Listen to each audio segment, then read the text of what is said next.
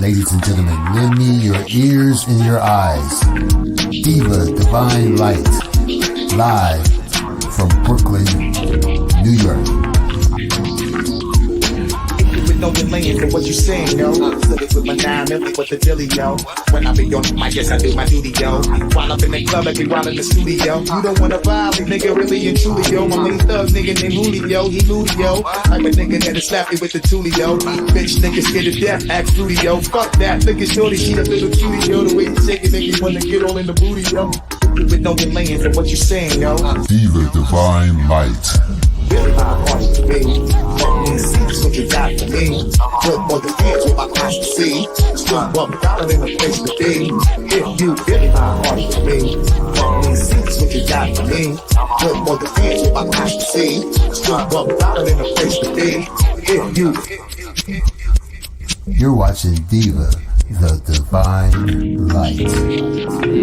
A fun-loving, caring, passionate person who talks about sex, celebrity, and real-life issues, and even abuse. So hit that like button and make sure you share the show. Really my heart to me. See, that's what you got for me. Put more than hands with my eyes to see. Still $1 in a place to be. If you really my heart to me. See, that's what you got for me. Put more than hands with my eyes to see. Still $1 in a place to be. If you really my heart to me. See, that's what you got for me. Put more than hands with my eyes to see. Still $1 in a place to be. If you really my heart to me. See, that's what you got for me. Put more than hands with my eyes to see. Still $1 in a place to be. If you. Here comes the pitch, and it comes in wide. On the combo.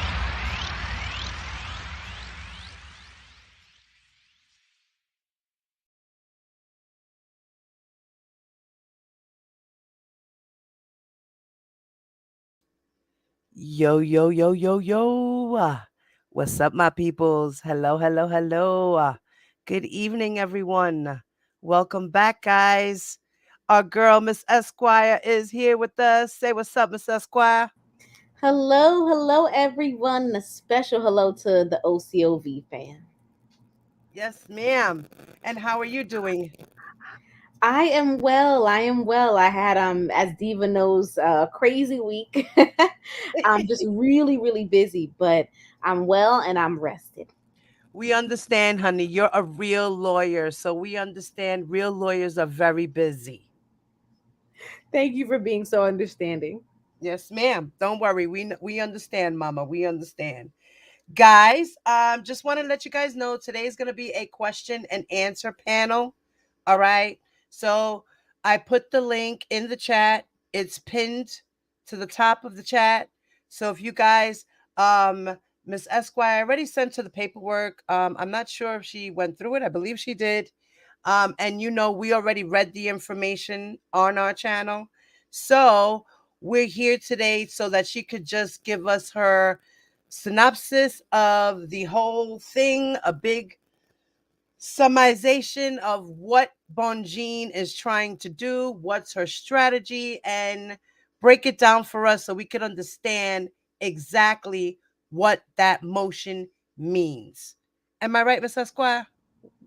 Absolutely. I would just ask Diva if you could bring up the motion on your screen and then share your screen Yes, ma'am. so that everyone can see what we're talking about. Yes, ma'am.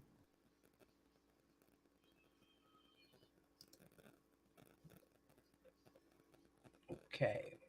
Let me share my screen with you guys. All right.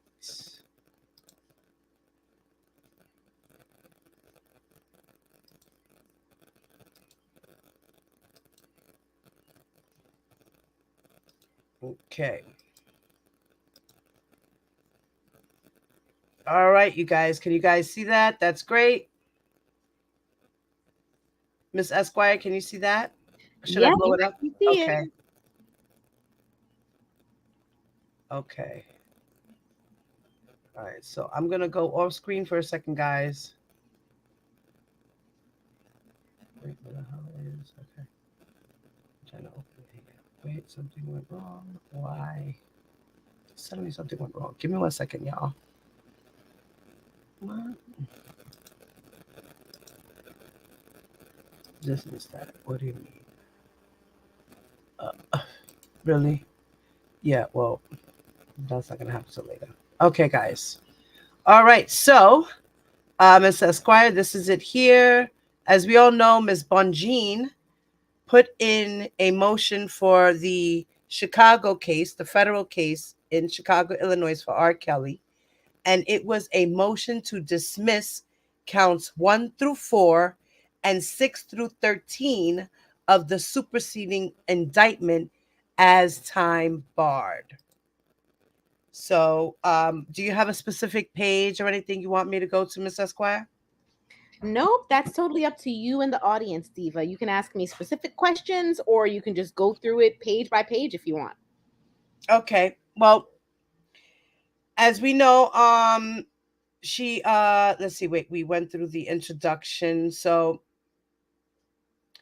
we all know what the introduction was. It has to do with his allegations, right?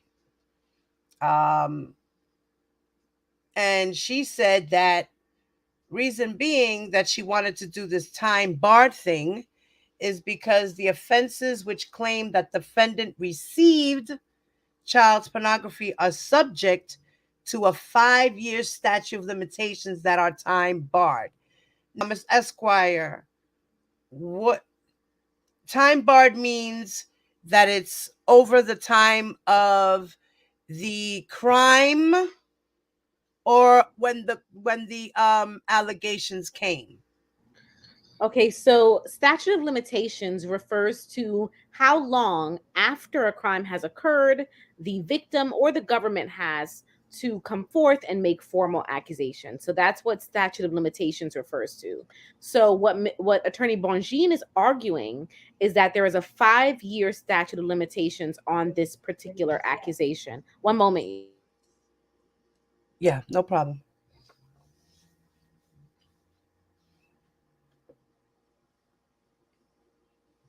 And then she quotes the United States Code 3283.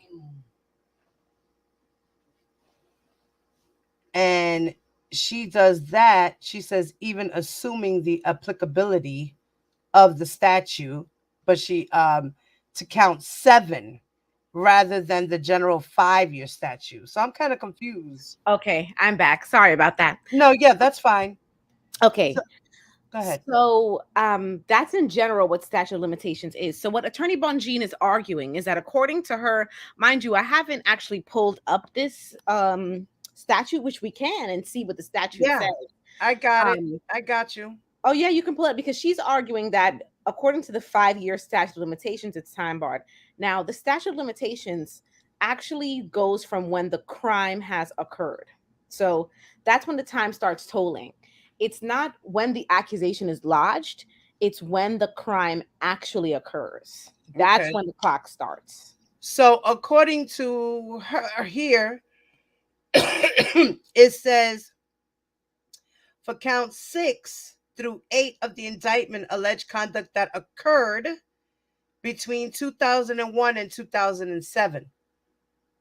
And then the ones up here were for 1998, 99, and then 2009, and then 2001, 2007 offenses. Now she was talking about for the one for um, count 7, the general 5-year statute of limitations set forth in this code. She said that the statute of limitations count expired in 2009 when minor 1 turned 25. Now, I'm going to try to go to the code. Let me stop sharing this one, because I already had set it up. Because, girl, I was already ready. I was ready for you and questions. Wait, where is number? Oh, wait, isn't it 83? Wait, where is 83? Here it is. Okay. Right. I always forget how to do this darn thing. Hold on. Oh.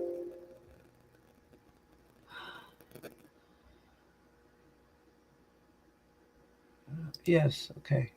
All right, it's doing whatever I had to do there. All right. I'm sorry, I have all these million things open. I don't know what the heck I did here. Okay. I'm gonna go here. All right, share. Sorry, I had to close a bunch of my windows. Sorry, guys. All right.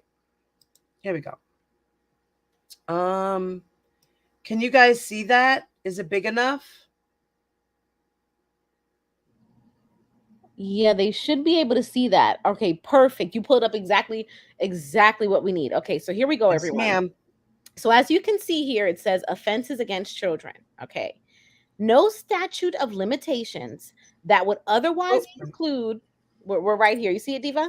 Yes. No statute of limitations that would otherwise preclude prosecution for an offense involving the blank or blank abuse or kidnapping of a child under the age of 18 years old shall preclude such prosecution during the life of a child or for 10 years after the offense, whichever is longer.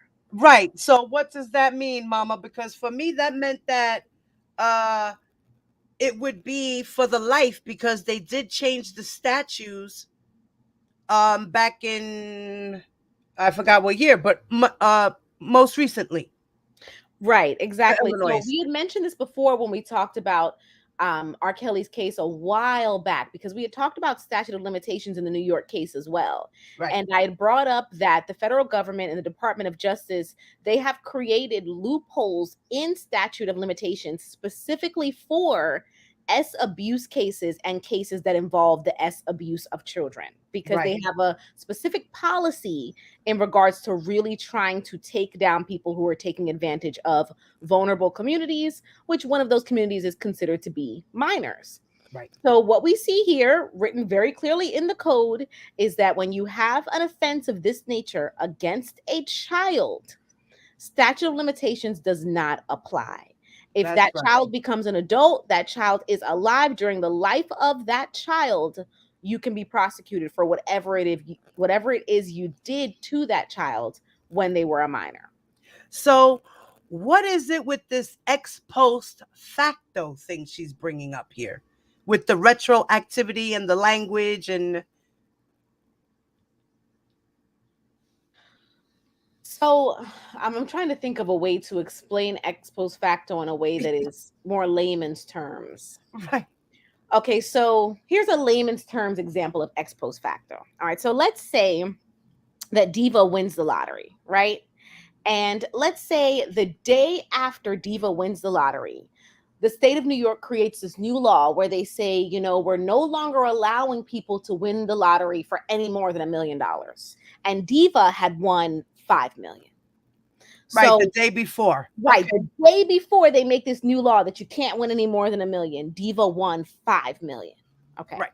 So Diva would say, well, that's not fair, right? This shouldn't apply to me because I won my $5 million the day before you decided that people could only win $1 million. Right. That is the argument of Attorney Bonji.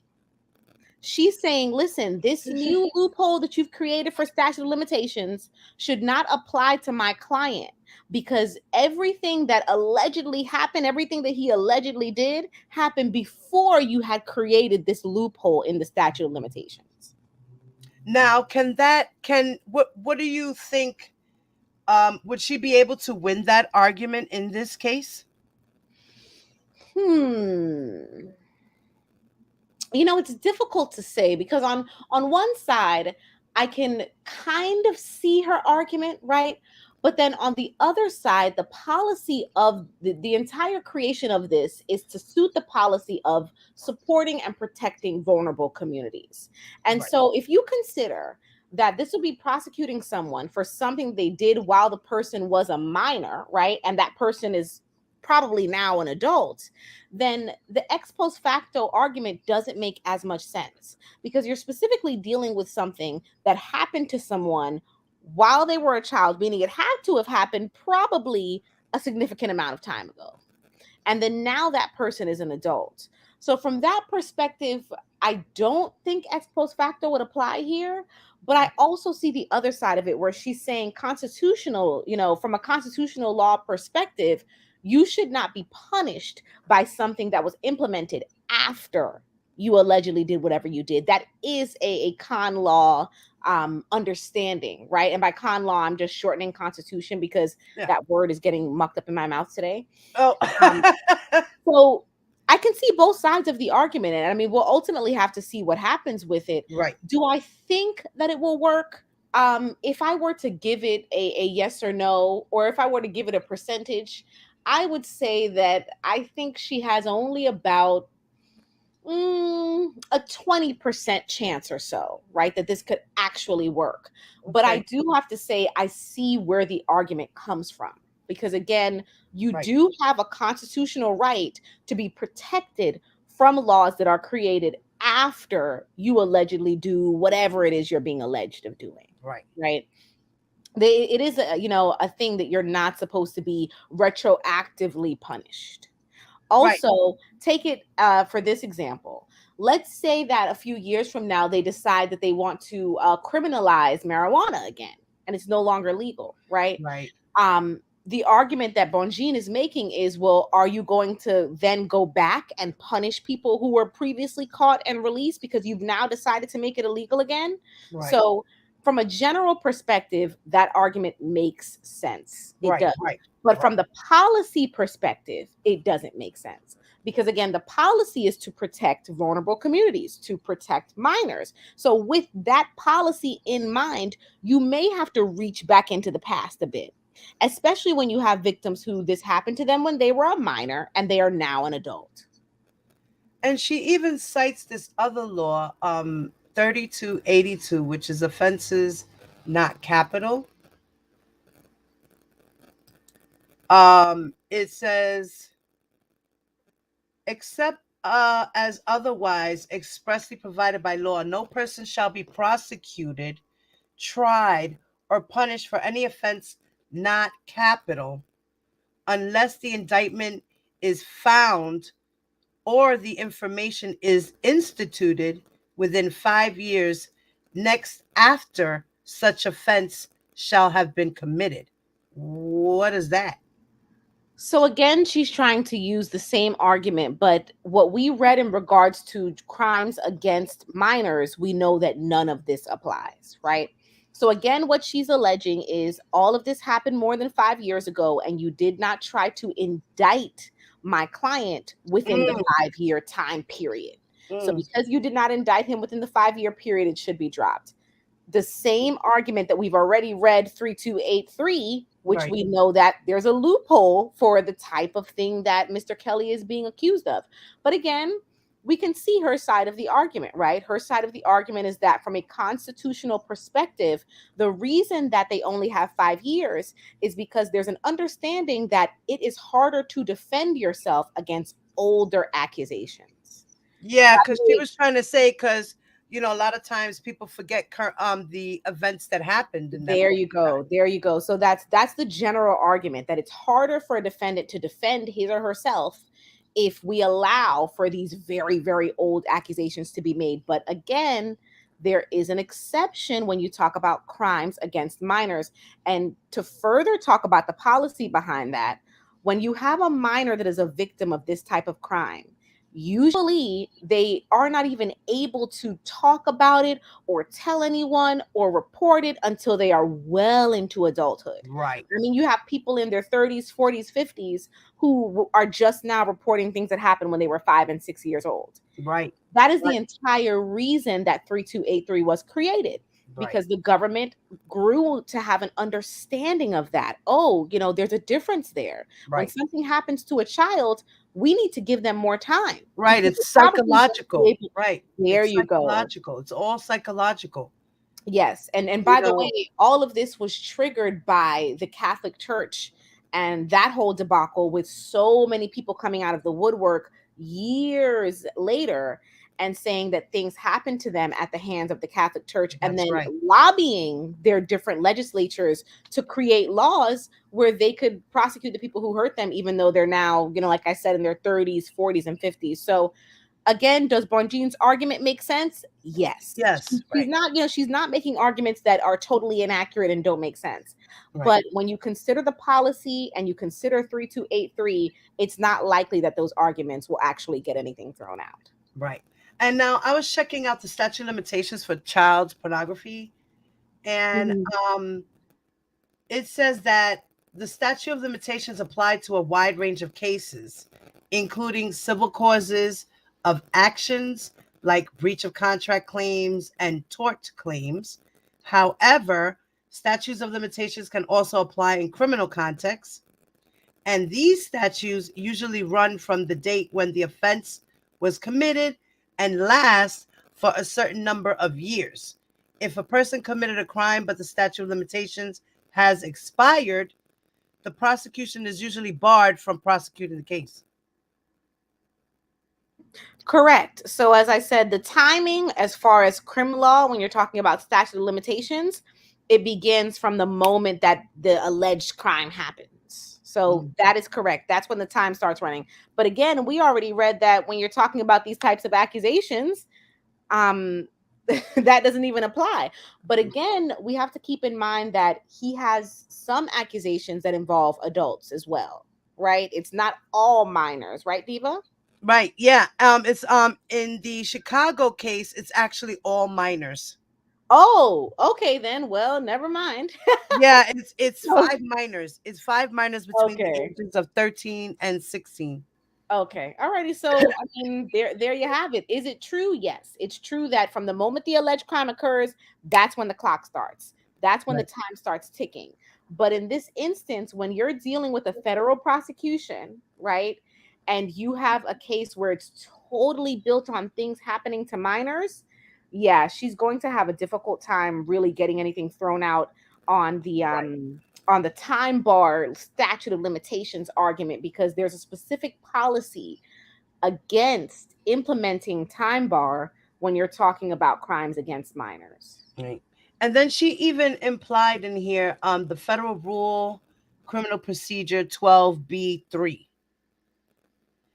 Now, in this one, it states that the former federal rule stated that a party must make the following motions before trial: a motion alleging defect in instituting the prosecution, a motion alleging defect in the indictment or information, a motion to suppress, a Rule 14 motion to sever charges or defendants, and a Rule 16 motion for discovery. Federal Rule Criminal Procedure 12B3, amended in December of 2014.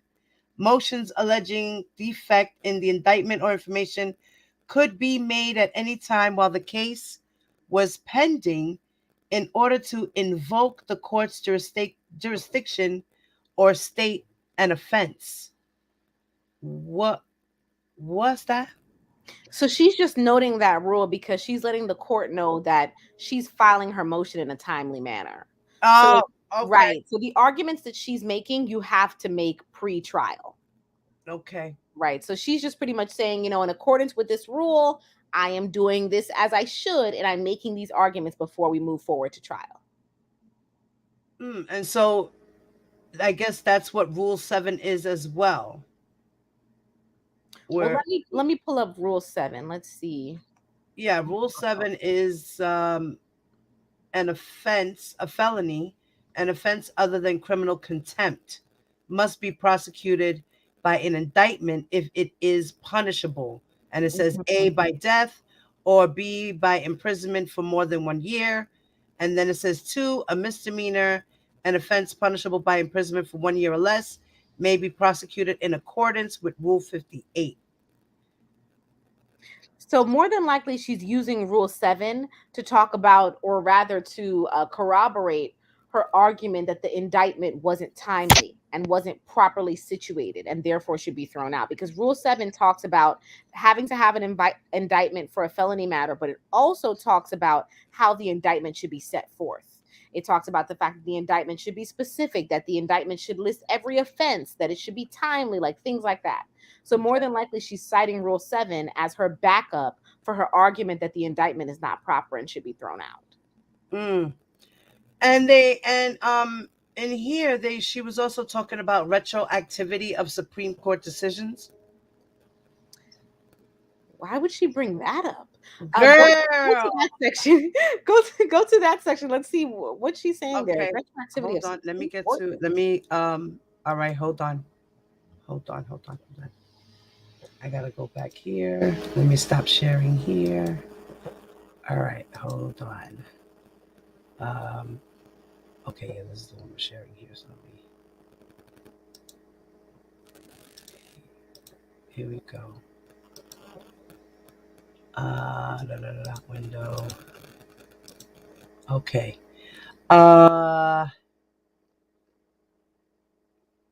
Okay, right. Here's where she talks about the criminal rule 12B, 3, and B. Where she talks about, with the exception to count 5, which was already the subject of a motion to dismiss all counts of the indictment. Okay, so as we can see with Rule 7, we see she's citing, pretty much what I surmised, right? That the indictment was not proper. And then you said another rule was there? Yeah, over here. She talked about supra. Okay. What was the other one at? Okay, that was Landoff.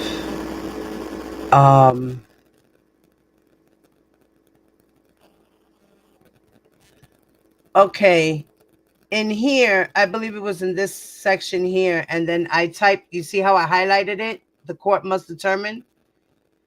And when I put that into search, that's what it came out with for the Google.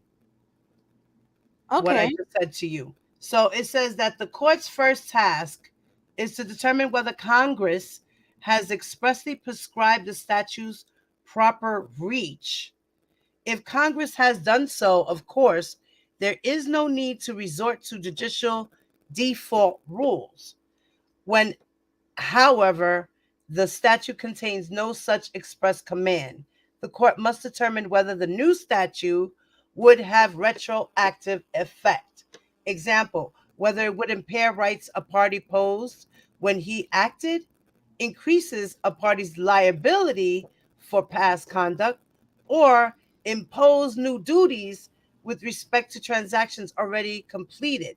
If the statute would operate retroactively, our traditional presumption teaches that it does not govern absent clear congressional intent favoring such a result. And then she cites the Landgraf law. And then it talks about the retroactivity and all this stuff. So what is all that? So remember, we talked about constitutional rights and that you do have the constitutional right not to be retroactively punished, right? That's the whole ex post facto argument. Right. That's so the what Attorney Bongine is saying here, right? So what Attorney Bongine is arguing here is, hey, listen, this specific law in regards to the statute of limitations in these types of matters, this law does not speak to whether or not it applies retroactively. So Oh, she's saying, well, since the law doesn't say what should happen, I think the court has the right to decide whether or not this statute of limitations loophole should apply to my client.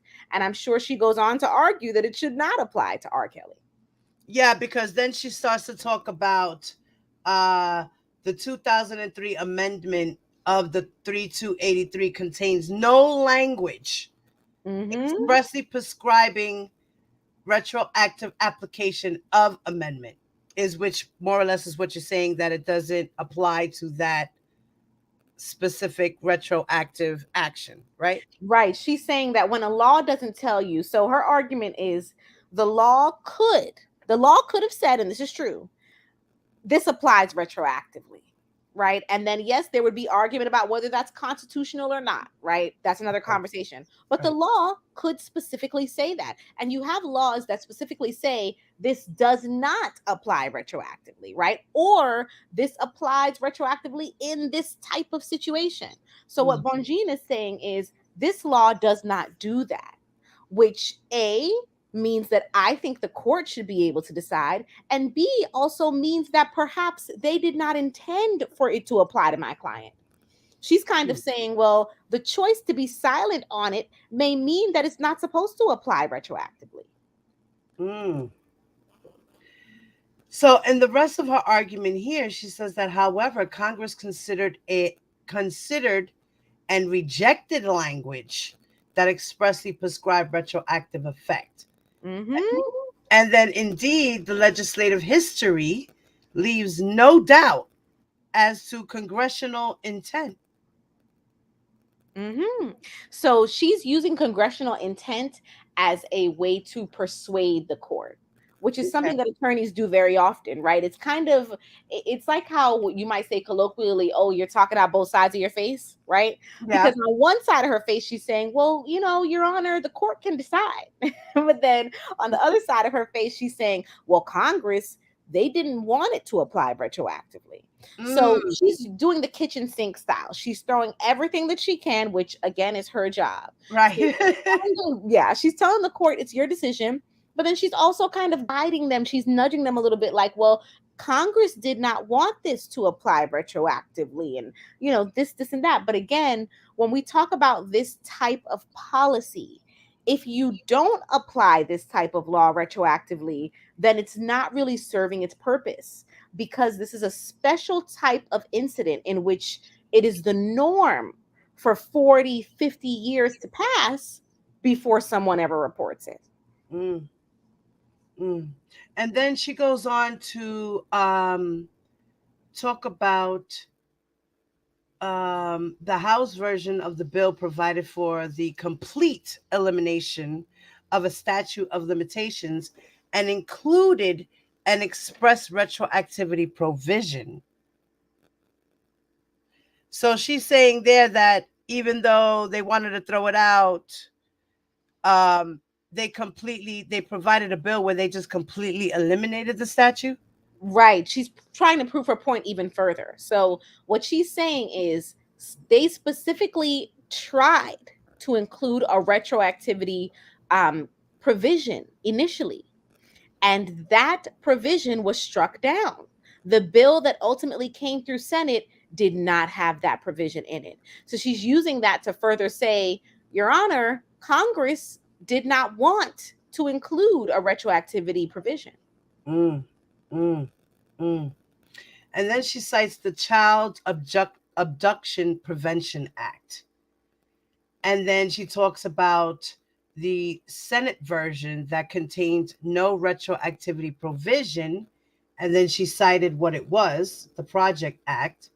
And then she says, when the House and Senate conference to resolve differences between the bills, the retroactivity provision was omitted. So she's saying, in other words, that these two, what are they, laws? What are they called again?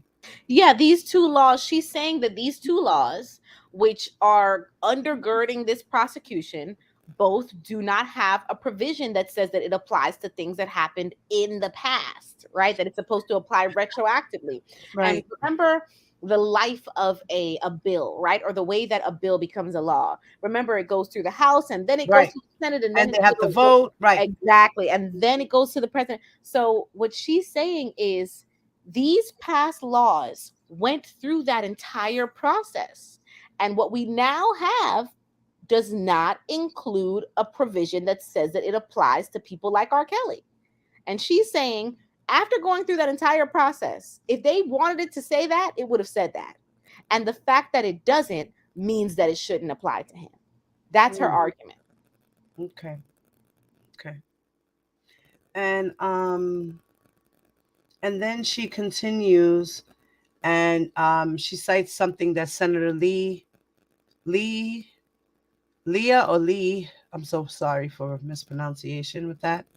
Um, One of the bill's original co-sponsors and a former chair of the Senate Judiciary Committee stated on the Senate floor the omission was intentional. And he says, I quote, I am pleased that the conference agreed to drop language from the original House passed bill that would have extended the limitations period retroactively. So, um, so it says that the bill expresses Congress's intent that the amendment apply prospectively.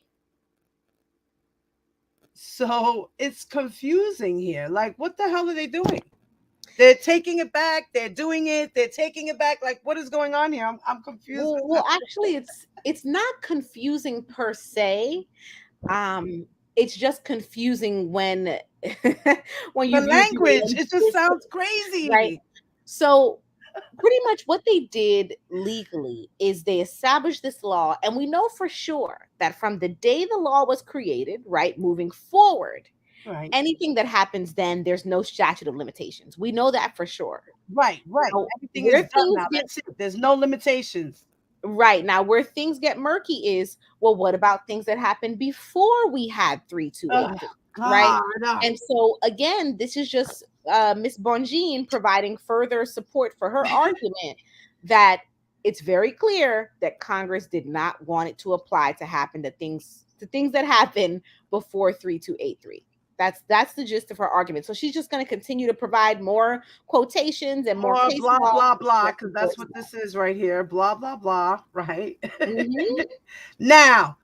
Now, here we talk about in the light of 2C, another law, right? A case. Right. He says Another that case. this court should reject a retroactive application of the 2003 amendment, even it is not the equivalent of an ex post facto violation, because it runs afoul of familiar considerations of fair notice, reasonable reliance, and settled expectations.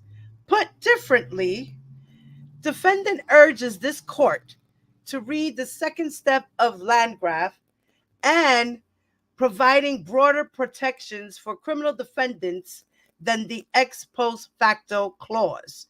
And it says that statutes of limitations applicable to criminal prosecutions are designed principally to protect individuals from having to defend themselves against charges supported by facts that are remote in time. So, again, interesting for me, right? Again, sound kooky. Help me out. So again, the kitchen sink. So what she's saying is, even if the court does not agree with her that this is an ex post facto violation, right? That it violates Mr. Kelly's constitutional rights. Right. They should still throw the indictment out because it violates some of his other rights. And then she says, okay, it violates where is it? Why did I lose it? Here we go. It violates his right to fair notice, reasonable reliance, and settled expectations. Right. In other words, she's saying the exact same thing that we said in the beginning of this conversation, right? That because these accusations are so old, he doesn't have enough of a chance to defend himself. Oh Their God. notice of being prosecuted of these things, which means that evidence could have disappeared, witnesses could have disappeared, right? And so he doesn't have fair notice and a reasonable shot at being able to defend himself, which she's saying is an even larger, constitutional concern than ex post facto, because as we all know, you have the right to a defense. You literally have a constitutional right to defend yourself. Right, he has a right. So, That's of course that's the whole point of him accepting trial by jury. right. So that's the second part of her argument there. Which again, she's acknowledging that they may not agree with her ex post facto argument. That's why she's continuing to throw in new arguments. Right. Okay, and then all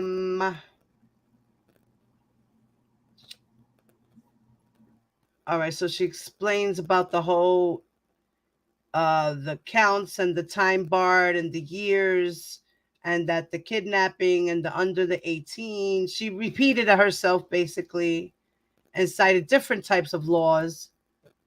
And then she cites one that's I didn't get to check this one out yet. It's 18 USC 3287, which it says that this approach dates back to Bridges versus the United States, where the court construed the Wartime Suspension of Limitations Act's extension of statute of limitations for any offense involving fraud or attempted fraud against the United States. So this, I guess, has to deal with the obstruction of justice charge.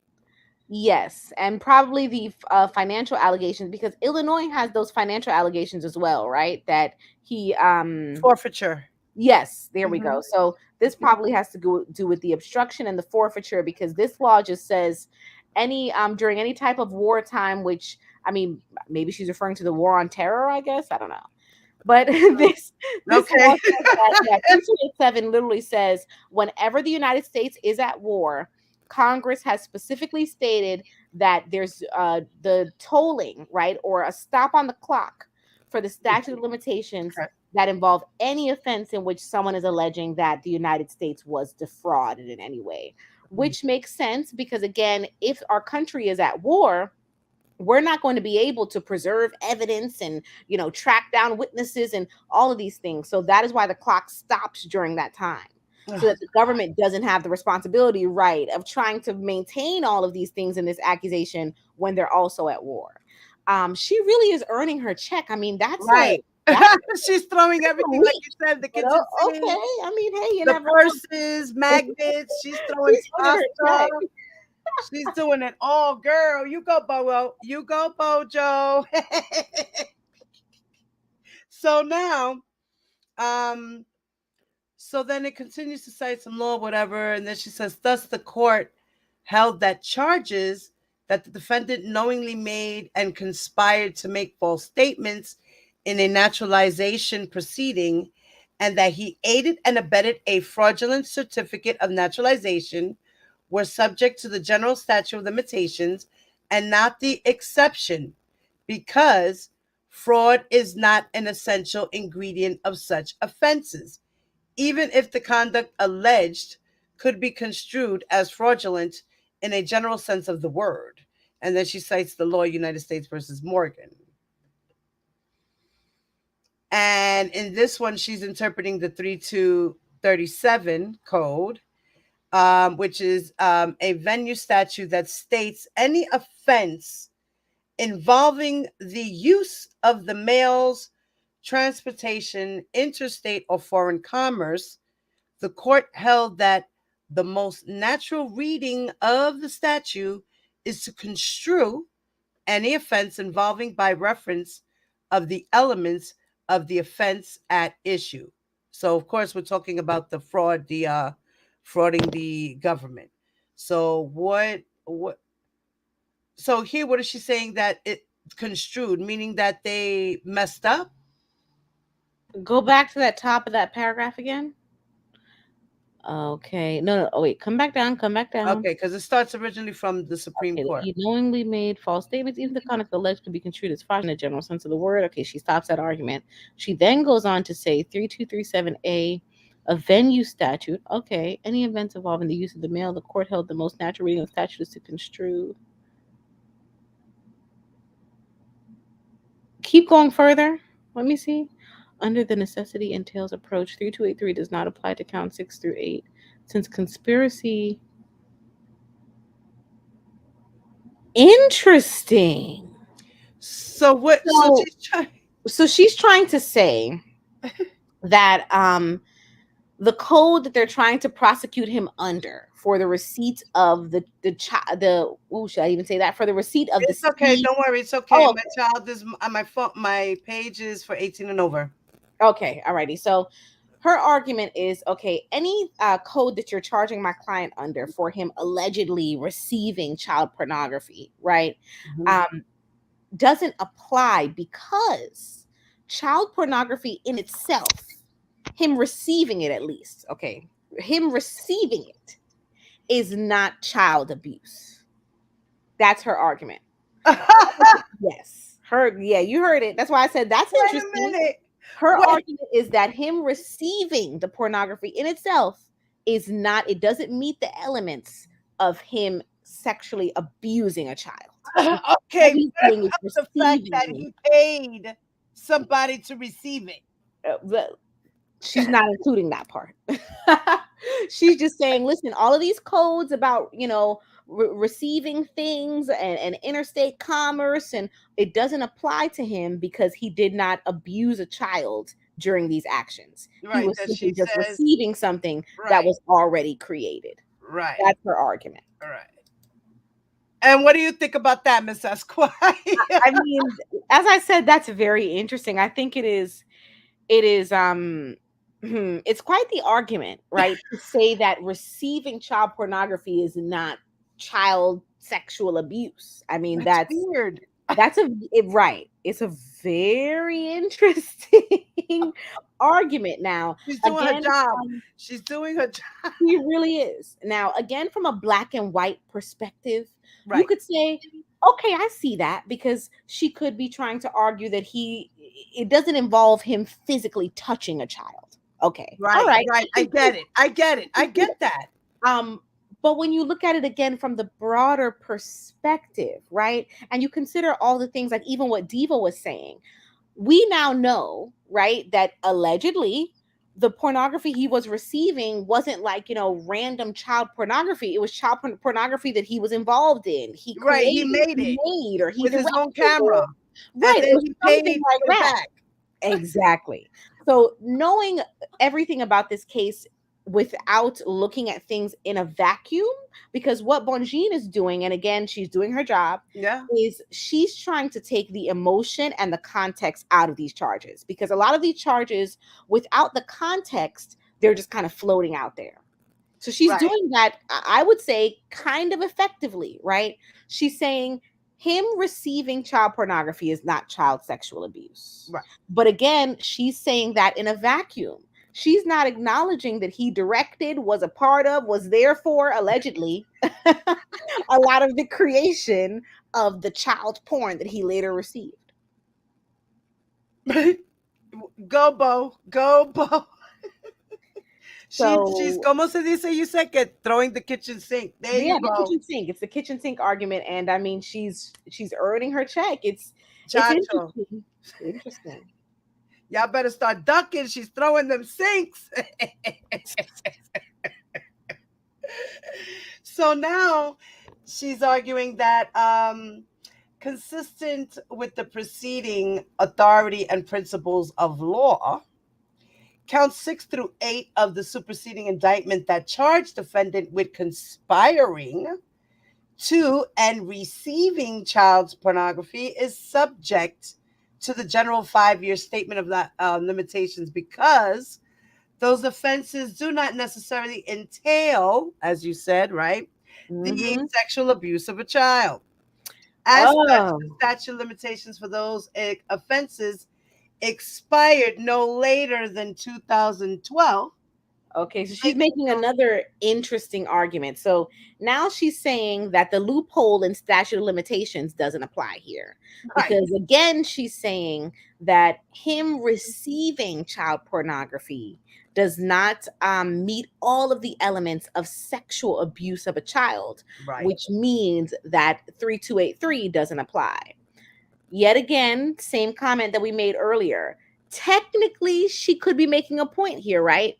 But again, you would have to view this entire case charge by charge in a vacuum for that to totally make sense. Because again, we know that the full accusation is that he created these things, he was a part of these things. Right. So it's not just I received it and that's it. And Right. honestly, even just I received it and that's it could still have had some implications, because remember, when you receive something, you are considered to be, all right. So for example, in general, just with let's actually take Attorney Bonjean's argument and let's use it, right? Let's walk down that path. Let's say hypothetically, Mr. Kelly was just receiving pictures and videos that he wasn't even involved with. More than likely, the federal government would still apply 3283 to him. Right. And I say that because when you have this picture or this video encapsulates the abuse of said minor, right? You're seeing it there in the picture or in the video. So that tells you a number of things. One, that it actually happened, right? And two, that you could be considered an accessory to the thing happening, which then puts you under the umbrella of 3283. If you're purchasing this video or this picture and you're viewing it, or someone is sending it to you, right? Or how are you not an accessory in the conduct of the person who actually abused the child physically? Right. Like, right. So again, her argument, when you look at it very black and white, you remove context, right? And you remove emotion, you can see that her argument could make some sense. But then when you put it back into this case and the context of this case, it's not likely that it's going to succeed. Right. I'm trying to find his superseding indictment. Let me pull it up real quick. I'm gonna shit, what the hell is it?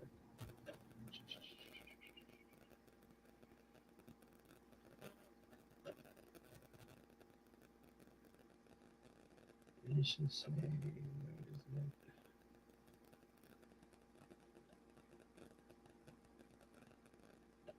it? Here we go. Superseding indictment. Okay. Now, you wanted to know what the violations were that he's being charged with? Did I?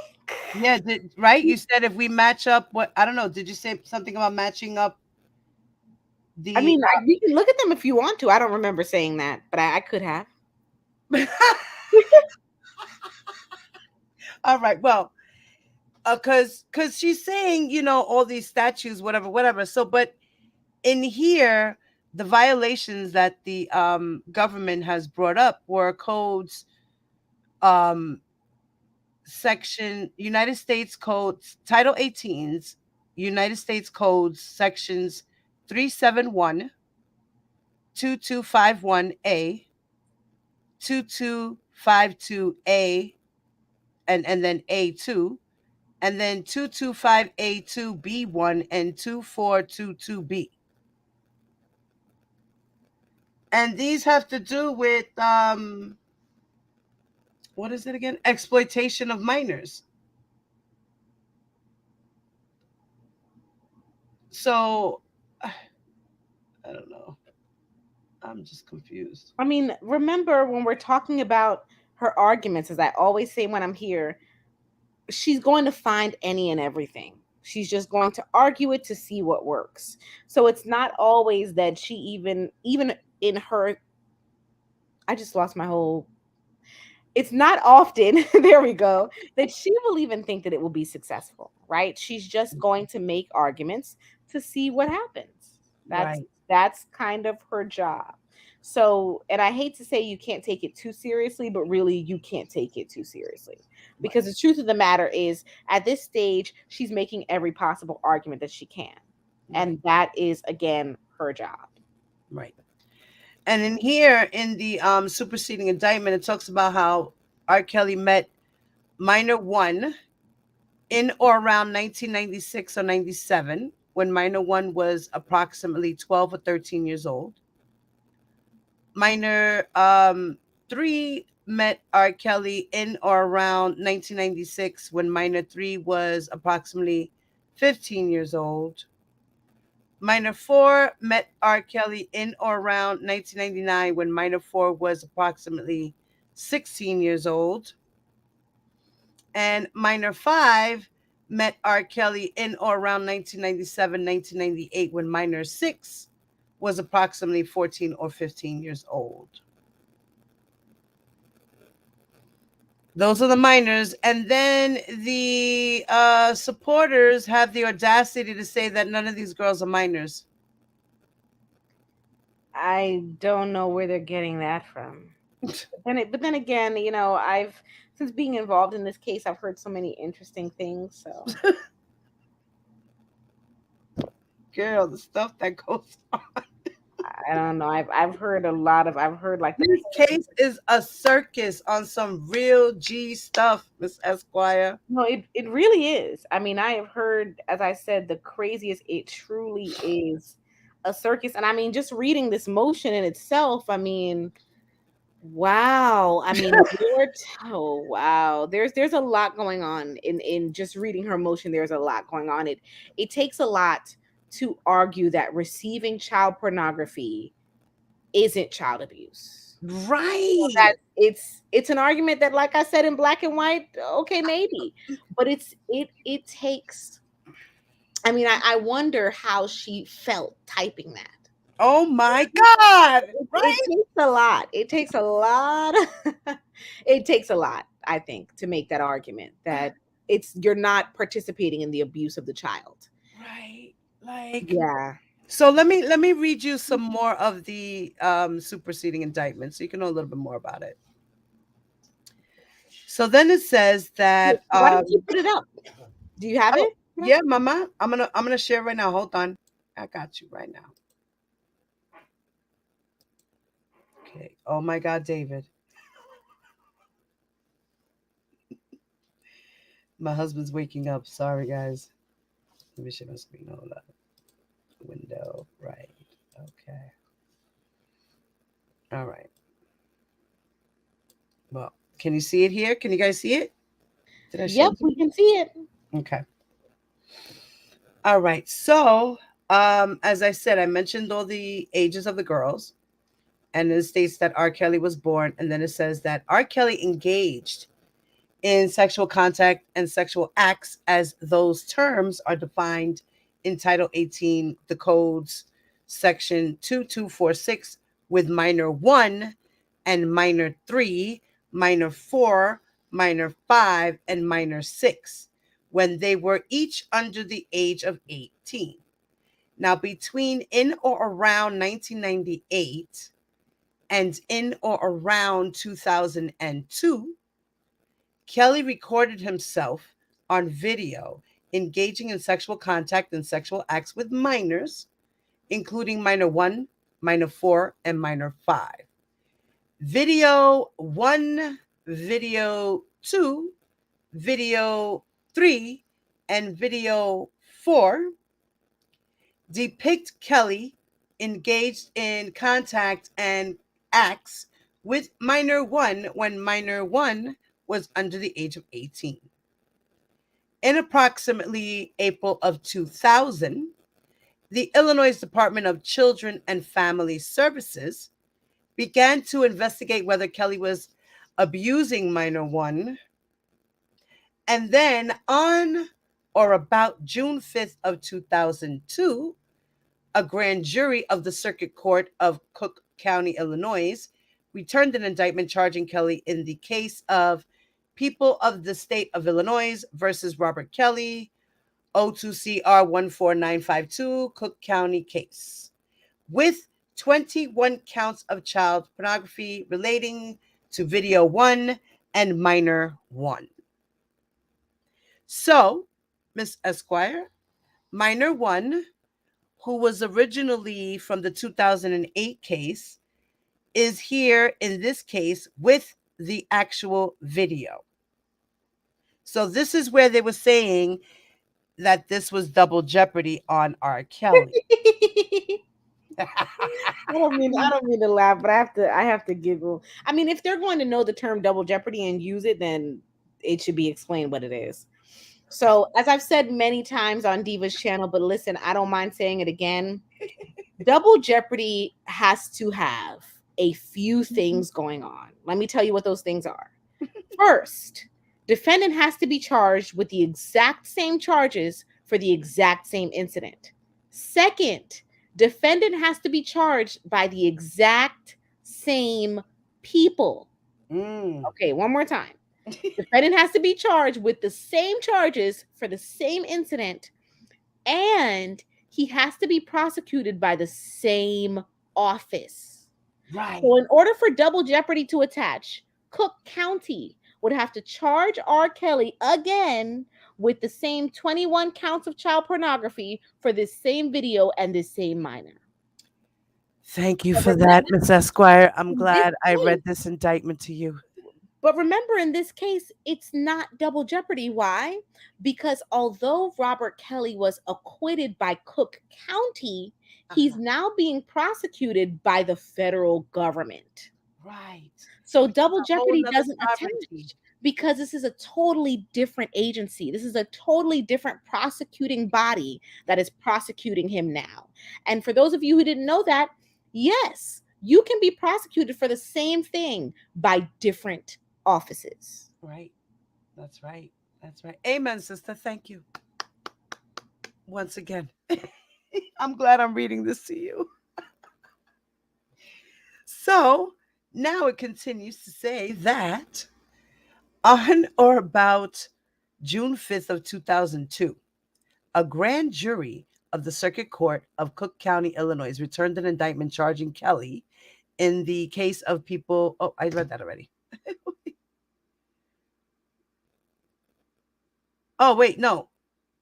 Oh, yeah, I did. Okay. Then it says that the case was tried to a jury beginning on May 20th, 2008, and on June 13, 2008. Kelly was acquitted of the charges. So, how long was R. Kelly's trial? From May 20th till June 13th. That's how long? Maybe 3 weeks long? That's quick. For 21 counts? Yes, ma'am. Yeah, that's quick. Yes, ma'am. And then it says that beginning in approximately 2000 and continuing to the date of the return of this superseding indictment at Chicago in the Northern District of Illinois and elsewhere, Robert Kelly, also known as R. Kelly, and Daryl McDavid, which is his manager,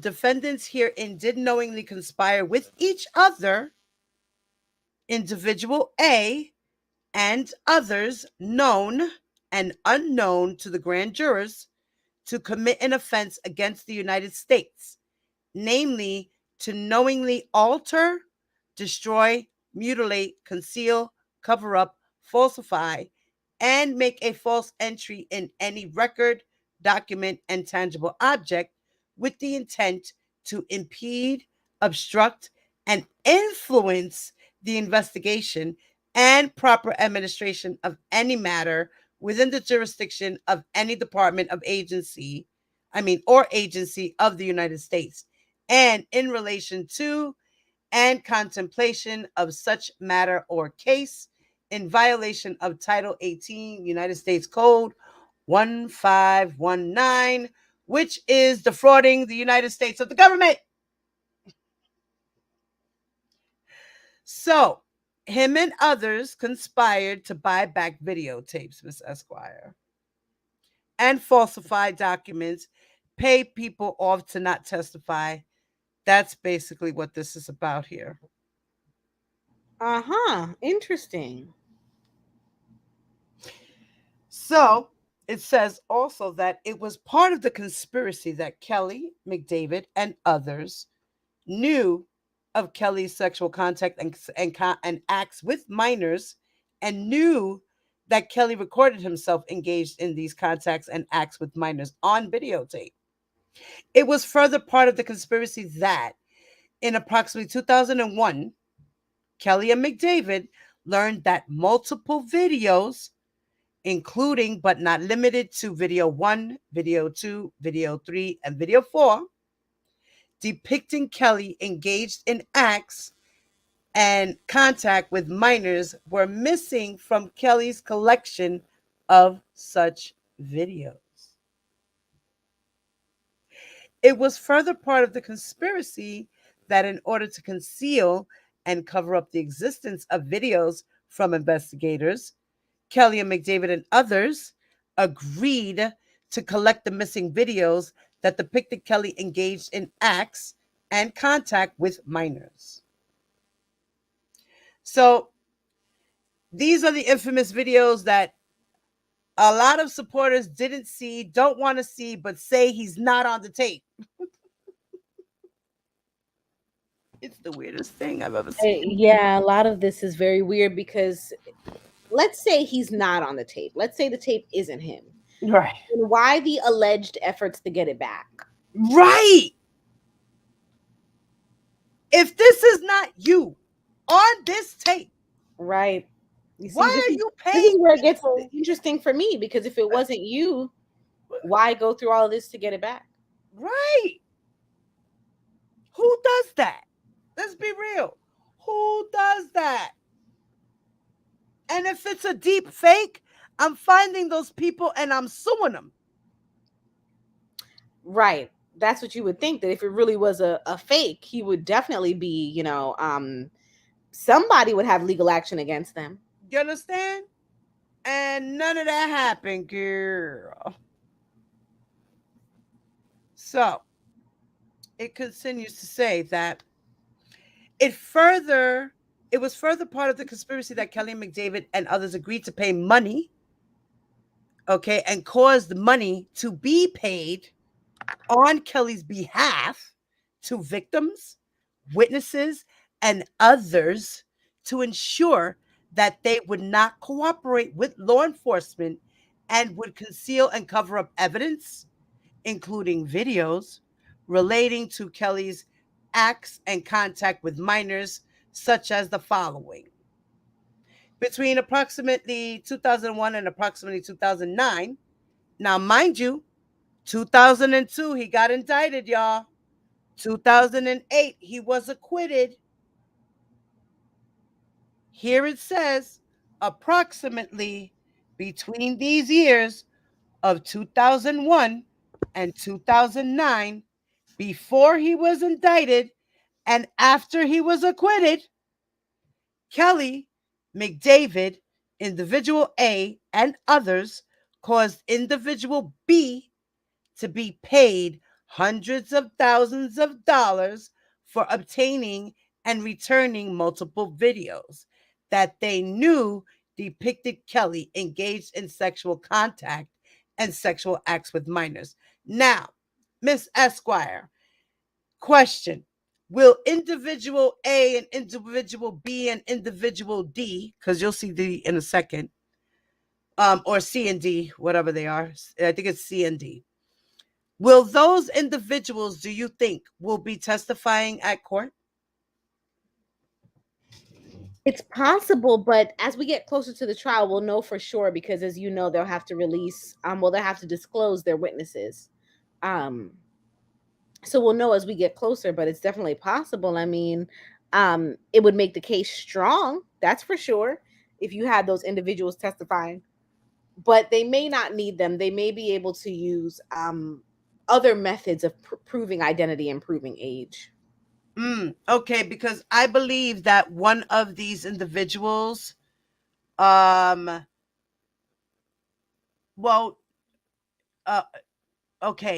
as far as I can see, like from what I know with the story, and I've been following it, individuals A, B, and D, and C would be Lisa Van Allen, which is one of his ex-girlfriends, right? Quote unquote, that he met as a minor. She was 17 though, but the legal age of consent is 17 in Illinois. So they had her originally in the first indictment as minor 2. So that's why you see in this superseding indictment, it goes from minor 1 to minor 3 because they removed her and put her listed as an individual. So, um, one of the individuals would be Lisa Van Allen.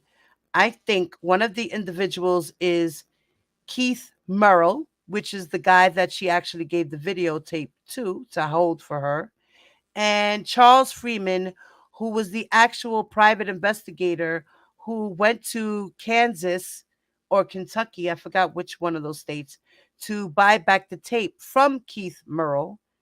And also the other individual is I think might be what's his name? The what is it? Charles Freeman, Lisa Van Allen, Keith Merrill, and maybe oh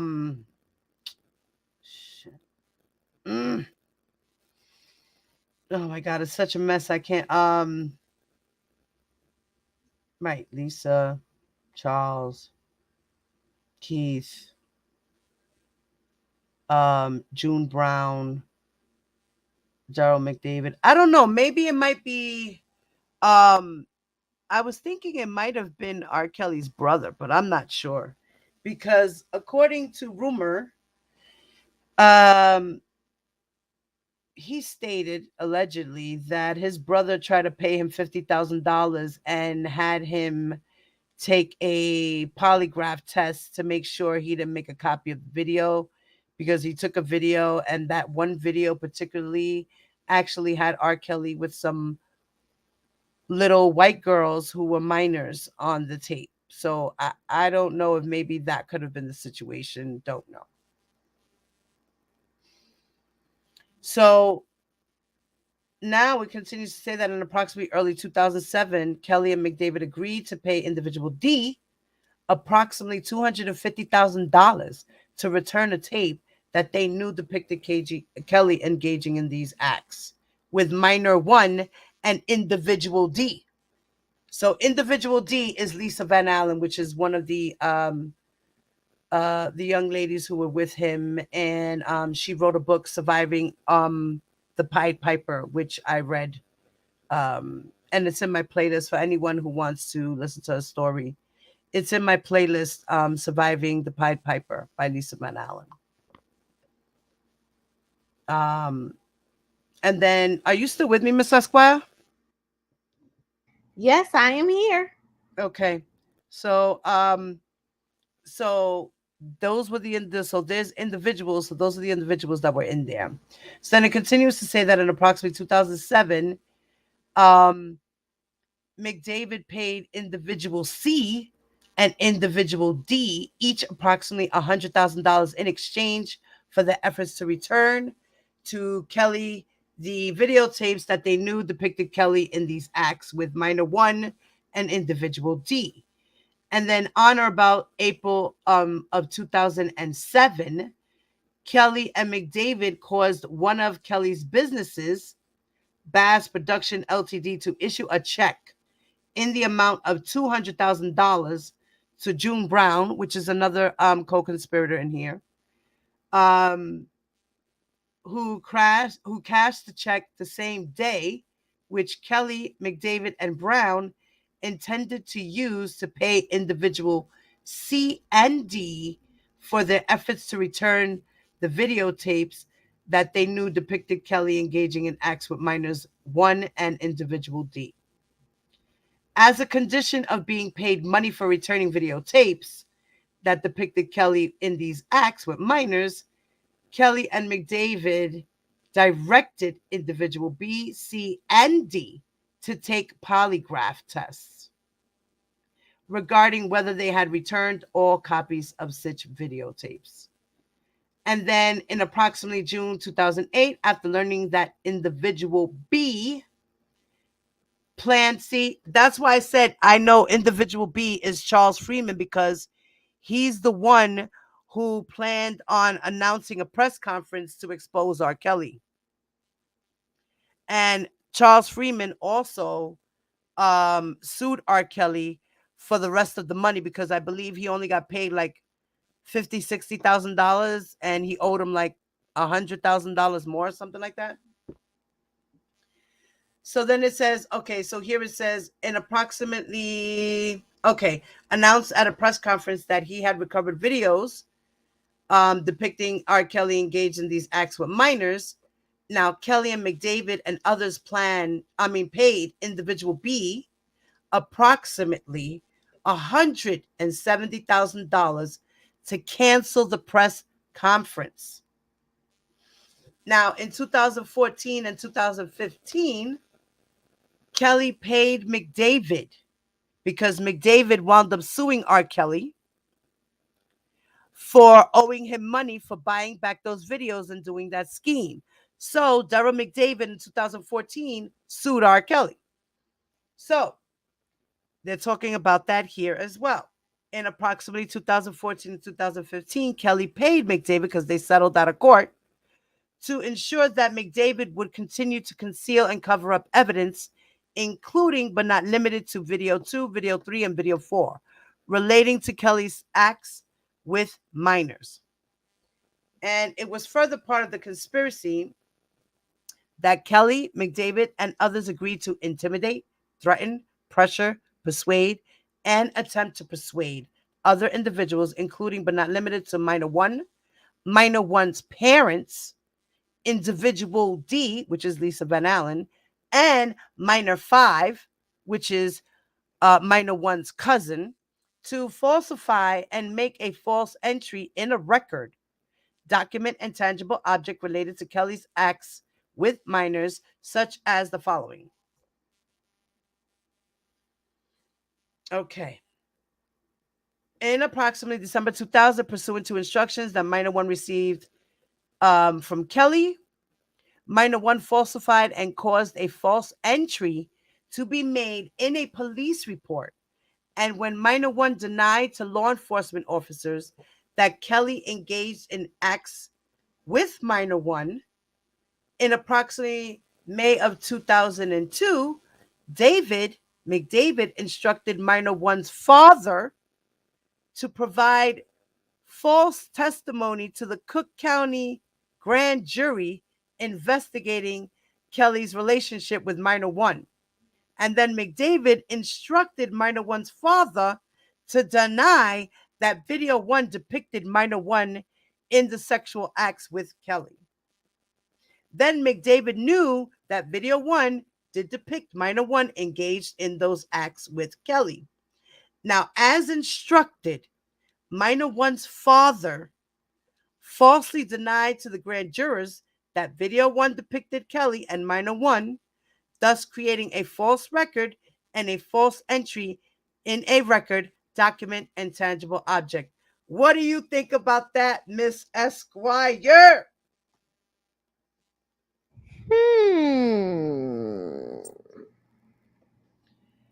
What do you think about that? Interesting. So it's possible that they could have minor 1's father actually testify. He's dead. He died. Oh. He just died last year of a stroke. Whoa. I don't know. Would they still use his testimony if he wrote it down and he testified to the grand jury?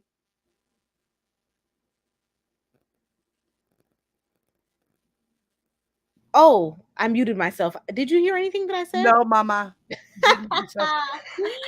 So I was saying that he could testify, but then you said that he passed away. So my goodness.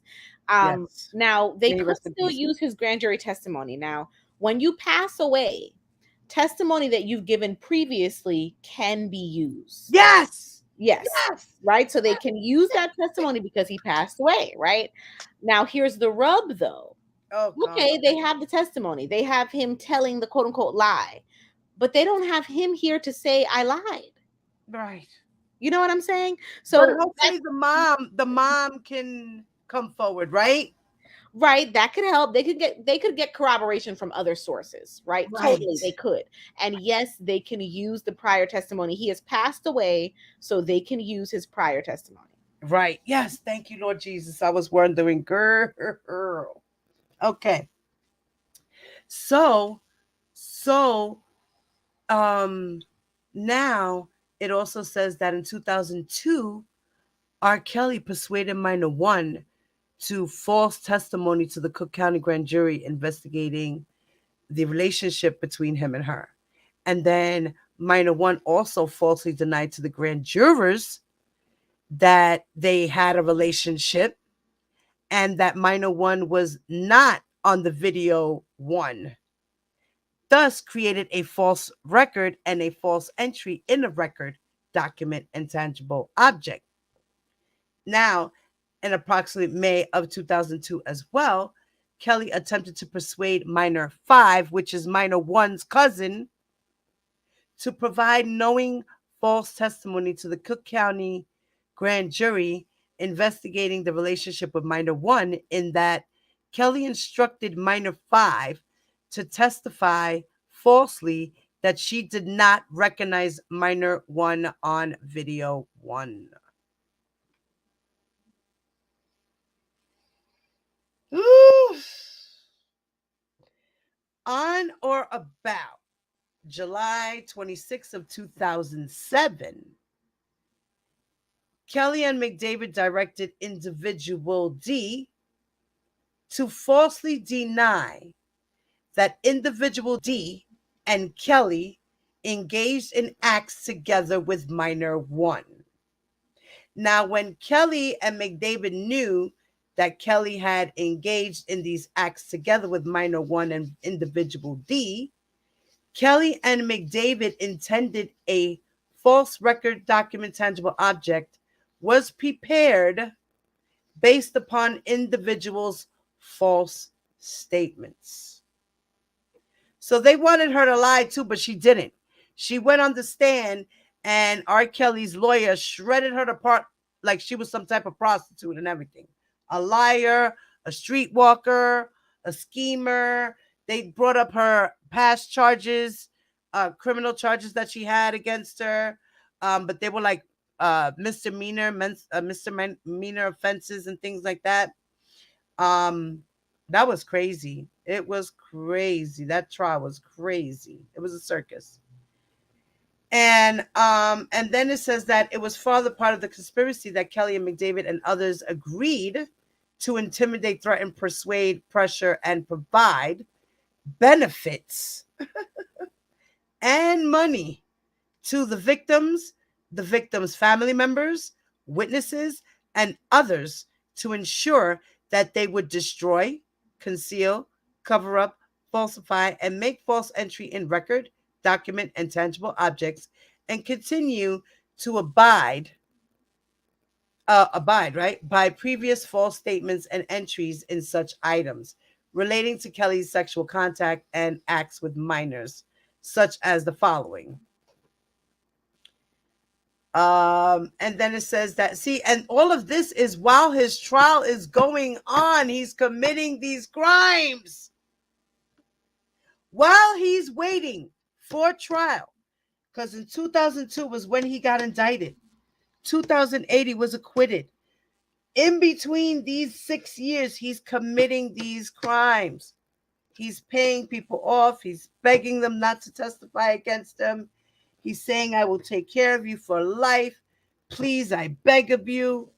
He's buying back videotapes. He's having people do polygraph tests. Does that sound like an innocent man to you? Again, if it was not him in the video, why go through all of this? Not only pay you to get the video, but then have you take a polygraph that you don't have any other copies. Right. Why do all of this if it's not you? Right. So it's weird. Like, how is this lady gonna fight this in court, man? Especially them videotapes. What do you think would be like, honestly, if, say, for instance, you were defending R. Kelly right now? How would you? I mean, the way she's fighting it now with her first motion for this, do you think that would be good enough? Again, I think she has only about a 20% chance of getting anything thrown out based upon the motion that we read. Right. And this right here is the actual superseding indictment she wants thrown out.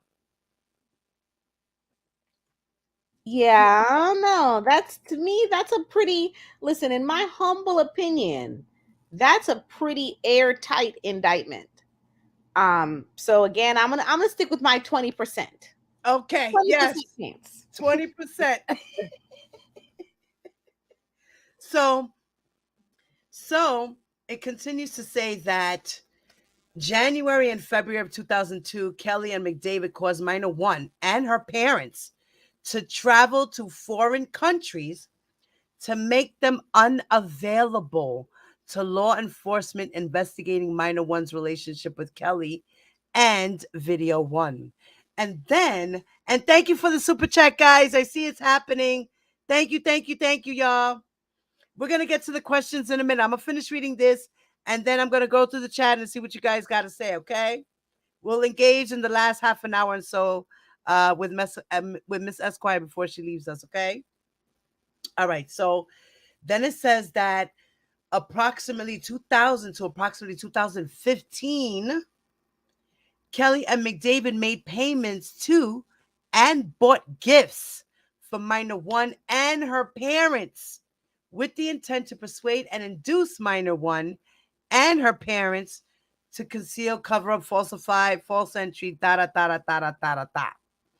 and to continue by previous false statements and entries in such items, including the multiple videos with them to engaging in acts.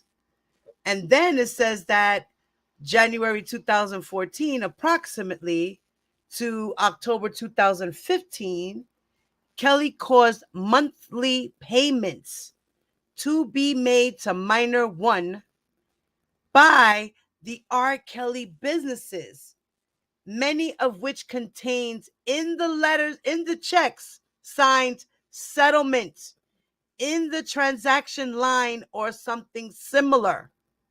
Now, Kelly made these payments to ensure that minor one continued by her prior false statements regarding the relationship and ensured that minor one continued to conceal and cover up the existence of the videos engaging in the both of them in acts. Then in 2014 and 2015, McDavid received payments from R. Kelly relating to the services that McDavid provided to conceal and cover up the evidence, including but not limited to video number 2, video number 3, and video number 4, and to continue to conceal and cover up the evidence that R. Kelly was in these acts with these minors, and that he provided to protect R. Kelly's image, reputation, and his assets in the face of actual and potential criminal and civil actions by individuals who were victims of such misconduct by Kelly, including services that McDavid provided to falsify and create a false entry in a record document and tangible object. And Miss Esquire, do you think Mr. McDavid snitched on him? You know, So, do we have any information as to whether McDavid is incarcerated or not? He's out on bail, mamita. Huh. And he wants everything to be a speedy trial. He wanted his whole case to be separated from R. Kelly's. And I say that because, first of all, he wants his case separated from R. Kelly's. That's a hint that he's no longer on board with R. Kelly. Yes. Second, this is a lot of detail about what allegedly happened between McDavid and R. Kelly and what R. Kelly told McDavid to do and blah, blah, blah. And that would lead one to think that McDavid is the person that gave them all these details. Right. That's what I was saying. And also provided the videos. Maybe so. So I think it's definitely possible that McDavid is cooperating because a lot of these details sound like they could have been directly provided by McDavid. Another question about McDavid. Do you think that they have the court case for the civil suit? And who do you Remember, mean he by sued they? R. Kelly. McDavid sued R. Kelly? Yes, because he didn't pay him. Oh, yes, I remember that. But this sounds like he did get paid. I mean, from everything we're hearing in this indictment. He did. He settled. That's why. At first, he didn't pay R. Kelly. R. Kelly did not pay him the full amount. So McDavid had to sue him to get his full amount. And then they settled. In 2015, they settled. I don't think that will come into the picture as far as this criminal case, because they settled and McDavid got what he wanted. You know what I mean? Right. He got paid. He got paid. It says here that he got paid. He received payments. Yeah. So I don't think that will come McDavid did receive. It says McDavid received payments from R. Kelly relating to services that he provided to conceal and cover up evidence. Right. The only way that I could see it coming into this case is if McDavid does testify and if Bonjean tries to, and mind you, she's going to have to run this by the judge first, right? But Bonjean may try to use this against him, against McDavid, in a potential cross-examination if he testifies for prosecution. You know, she may try to say, well, aren't you just still, bitter about having to settle and maybe not getting paid the full amount that you think you were owed, or aren't you still mad at my client for allegedly not paying you? Right. In this case, they're all together as co-conspirators. McDavid, June Brown, and R. Kelly are all three are indicted in this case. All three of them. Right. But so David wanted to separate himself. Right. So it could come up if he testifies for prosecution. Again, though, Bonjean would have to run that by the judge, and she would have to defeat the argument that it's biased and that, that it introduces bias and also that it prejudices the jury to talk about an outside case. So that's an argument she would have to make to the judge. She'd have to prove to the judge that, judge, not only is this relevant, but it's more probative, meaning it has more like evidentiary value than prejudicial. And once she defeats that, then she would probably ask on a cross-examination, as I said, McDavid, aren't you just bitter towards my client because you had a dispute over money? Right. Now, in here it says that it was further part of the conspiracy that Kelly used physical abuse, violence, threats of violence, blackmail, and other controlling behaviors against victims so that Kelly could maintain control over them, prevent them from providing evidence to law enforcement, and persuade them to continue to abide by prior false statements relating to Kelly's acts with minors and videos of such conduct. And then it was further part of the conspiracy that Kelly and McDavid, individual A, and others concealed and hid and caused to be concealed and hidden the existence of the acts done in furtherance. Hold on. Okay. I have to do that real quick. Sorry, guys. It was further part of the conspiracy that Kelly, McDavid, and individual A concealed and hid and caused to conceal existence of acts done in furtherance of the conspiracy. And then it talks about overt acts. And in here it says that the conspiracy was to accomplish the objectives of the conspiracy. Defendants committed one or more overt acts in the district, Northern Illinois, Eastern Division, and elsewhere, which overt acts included but were not limited to the following. That August of 2001, individual A, acting as an agent for Kelly and McDavid, entered into a contract with individual B to recover and return videotapes that depicted Kelly in acts with minors in exchange for $100,000 plus no more than $40,000 in expenses. The contract required individual B to deliver the tapes to individual A. So I'm thinking this is Keith Murrow and Charles Freeman, because they're the ones that made the exchange in another state. And individual A by Thursday, August 23rd, 2001, in order to receive payment. So on or about approximately April 17th of 07 to April 20th of 07, McDavid and Kelly, McDavid on Kelly's behalf received from individual C and D videotapes that McDavid and Kelly knew depicted Kelly engaged in sexual contact to sexual acts with minor one and individual D. Now, that's who it was, Jack Palladino. So, Jack Palladino is a private investigator who was hired by Daryl McDavid and to go and buy up the videotapes as well as to investigate the accusers of R. Kelly in his 2002 case. So Jack Palladino, this private investigator who was hired by McDavid, wound up hiring Charles Freeman, who was another private investigator, to go, who was in Kentucky or Kansas or whatever it was, to go to meet up with the other guy, Keith Murrow, in a hotel. And there they were doing the exchange of the cash and the video. Now, another thing come to find out that the guy, Keith Murrow, had another copy.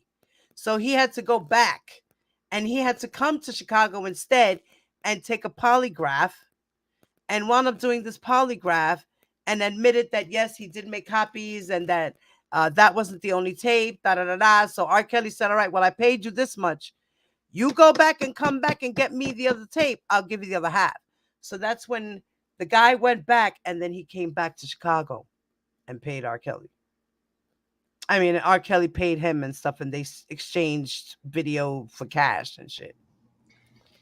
Wow, this is very interesting. Again, when you think about this indictment in terms of the motion that we read, again, I don't know. I'm hearing some really detailed activity here, again, to allegedly receive a video that he's not in. Because they're doubling down on that with this motion. This motion is again alleging that he was receiving child pornography that he had nothing to do with. Right. That he wasn't on ever. It's not him. It's the little man defense. They morphed his face in it. So now all these people are taking polygraph examinations regarding the videotapes that individual C and D had, and also engaged in acts with the minor one and individual D, whether there were additional copies of the videotapes. So like I said, that's why they took the polygraph, to see it, make sure that there wasn't additional copies. So in approximately September of 2008, now remember, R. Kelly was acquitted in June of 2008. So here it is, in September of 2008, Kelly caused a Bass production check signed by McDavid to be issued to minor one's father, payable in the amount of $30,000. On or about June 30th of 2009, Kelly and McDavid caused a wire payment to be made from a Bass Productions Ltd. Bank account to pay individual B to settle a lawsuit that individual B had filed for payment for recovering the returning videotapes. So like I said, individual B is Charles Freeman. That's the other private eye. That individual A, which is the Jack Palladino, the first private eye, He hired individual B to go to the out of state to do all of that. So then in approximately 2013, Kelly caused another transfer title of a GMC Yukon Denali to minor one. So now in 2013, he bought her a car. Now he has been dealing with this minor from 1980, from 1998 or 96, something like that is when they met. Up until 2018, Miss Esquire. Wow. Wow. She finally left R. Kelly in 2018. These new girls, Azriel, Joy, Kitty Jones, these girls actually seen this young lady. They've actually spoke up about seeing her. That still till this day she was with R. Kelly. And he calls her Sean.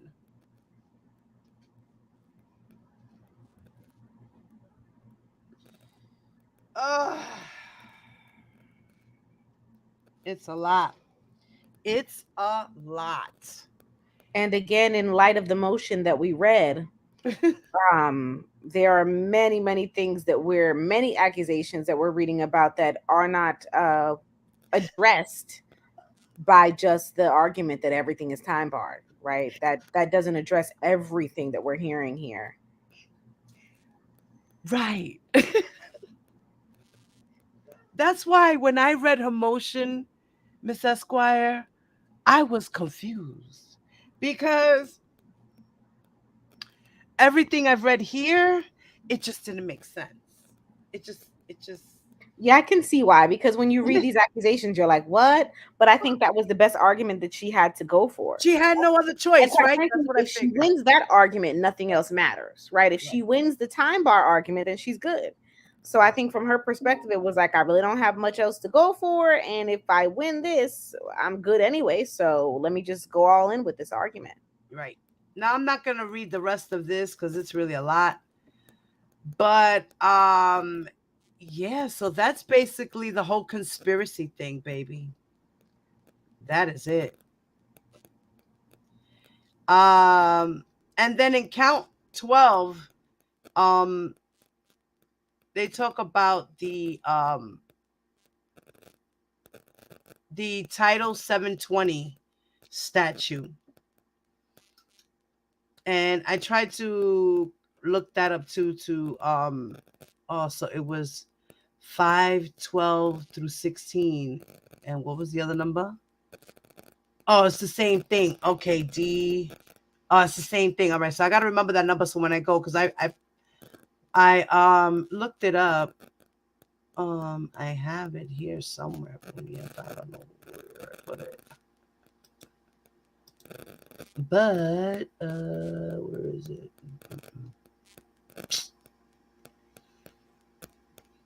Didn't I leave it here? Oh my god. Or did I? All right, I think I put it. No, is this it here?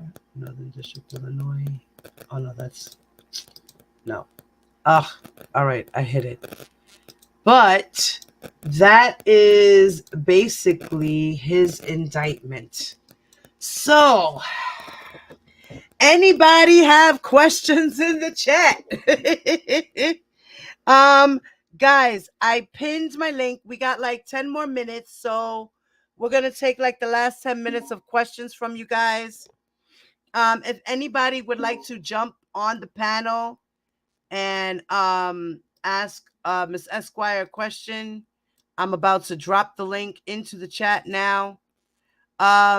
If you would also like to donate to me or Miss Esquire for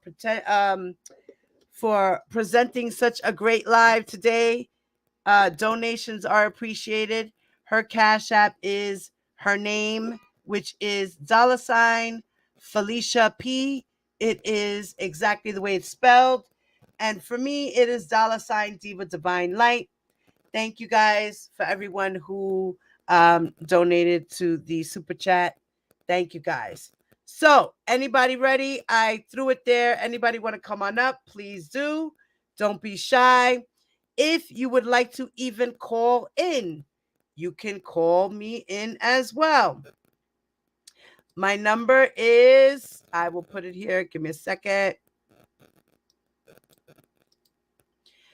This is my number, guys. You can call in 347-336-9724. If you have any questions as well, please feel free to give us a ring and we will answer any question. Please feel free. Thank you. So let's see. Can you please ask if the defendants can testify against one another since they are being tried together? So it wouldn't be testifying against one another, right? So they're being tried together, could they choose to take the stand? Yes. Now, once on the stand, they will be direct examined by their attorney, right? And cross-examined by prosecution. And it's possible that if one of these defendants decides to take the stand on cross-examination, they may say something that is incriminating in regards to one of their co-defendants. That's definitely possible. But when you are the actual defendant in the matter, you wouldn't be testifying against anyone, right? So you could choose to testify or not, and you may testify to something that does hurt one of your co-defendants. Right. Okay. She says, Peter says that Linda Mensch was mysteriously killed in a hit and run. Now, Linda Mensch was R. Kelly's manager and lawyer who left him in 2018 when the ship was sinking. So we think that she might have played a part as a witness to this case as well, but now she's gone, so she might not even be able to testify. I mean, she won't be able to testify. Interesting. Mysteriously killed. Yeah, in a hit and run. She sure was mysteriously killed in a hit and run on a street in I think it was Chicago, right? Or San Francisco. I forgot where it was. And they still to this day haven't caught the suspects. And the car had what do you call that? You know when you go to a light and they have the cameras that they flash your there was of course no camera where this woman was hit. No, they did, but guess what? The car had no license plate. What? Good. Okay then. Huh. This is why and then Jack Palladino died as well. He was killed. Oh my goodness. He was killed as well. And these are two people that are important to this case. Jack Palladino, as you know, I told you he was a private investigator, and it so happened to be that he was outside in San Francisco, in his neighborhood, maybe a few blocks from his house or something like that, and he was taking some photos, and some guys that were across the street noticed him taking photos, thinking they were taking photos of them, and they just started to taunt him, chase him down. They tried to take his camera from him. He didn't want to let go of his camera. And they dragged him because they jumped in the car and dragged him while he was holding onto the camera. And so he dragged with the car and then, had a head trauma from it. And, oh my goodness. Yeah, his head was swollen or whatever they said with blood or whatever. And so he died from that.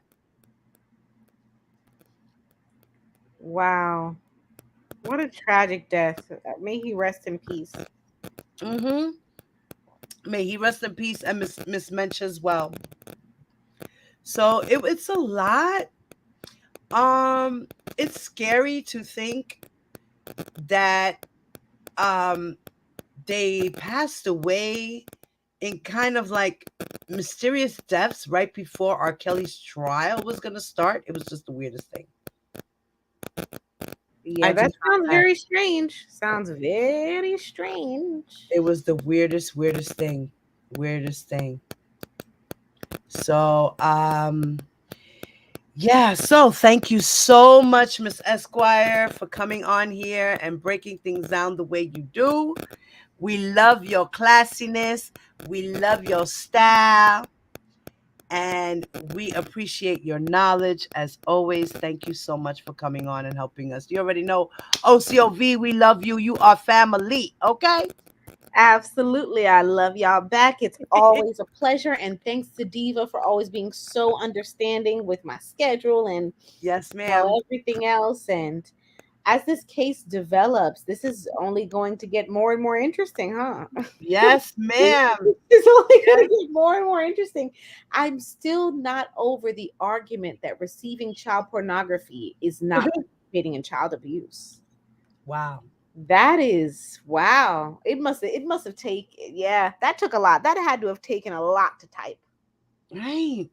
Like, and another thing, Miss Esquire, when they draw up these motions, I was understanding that a lot of the times it's usually the clerks that do this stuff. Is that correct? So for Attorney Bongine, it's probably a intern or associate that is Mm, actually doing the writing of the motion. But make no mistake, she's going to read it, right? I highly doubt that she's not reading it before it gets filed. So they will probably do the drafting, they'll do the writing, and then one of my old mentors used to call it the fairy dust, right? And that's the privilege of being the boss, right? So the grunt workers, the interns and the associates, they do the actual writing, the research and the writing and the Right. drafting.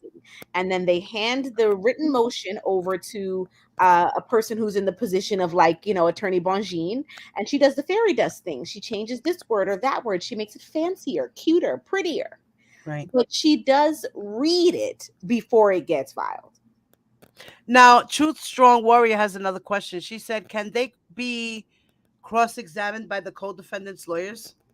So if they do a trial in which they are having the same trial, but they have separate attorneys, that attorney, meaning that co-defendant's lawyer, will have the opportunity to question the witness as well. Hmm. Okay, so they can. So McDavid's lawyer could cross-examine any of the accusers. Hmm. Interesting. I wonder how that's gonna go. Wow. Because there's 3 of them on trial and they each have their own lawyers. So it's a possibility that each lawyer could get a shot. Wow. Okay. Okay. Miss Esquire, are you still chatting with us? Did you mute yourself by accident? No, I muted myself just so you didn't Okay. hear any background noise, but yes. Okay. So wow. Okay, so that's interesting. Very interesting. And you are very welcome, guys. I am going to end this live. I love y'all so much. Thank you for stopping by. Thank you for sitting with us and absorbing all of this. It's a lot to take in. Anything that deals with R. Kelly is a lot to take in, y'all. It really is. It's triggering. It's all types of things. And we are in Mental Health Awareness Month. So, guys, always remember that to take a break from YouTube. It's always good to take a break. 2 days, 3 days, take a break. Take a break, y'all. Take a break. All right. On that note, guys, I'm going to say peace, love, and grease. Y'all already know. Do not forget, please. What do you guys have to do for me? Hit that like button. Yes. And make sure you are subscribed. If you are not subscribed to the channel, please do so. Hit the notification bell. Make sure you put it on all, y'all. Okay. For those that are on the replay, leave your comments. Please make sure they're respectful. Your comments will stay up. If they're not, they will be deleted. And Diva Divine Light and Miss Esquire are out. Peace.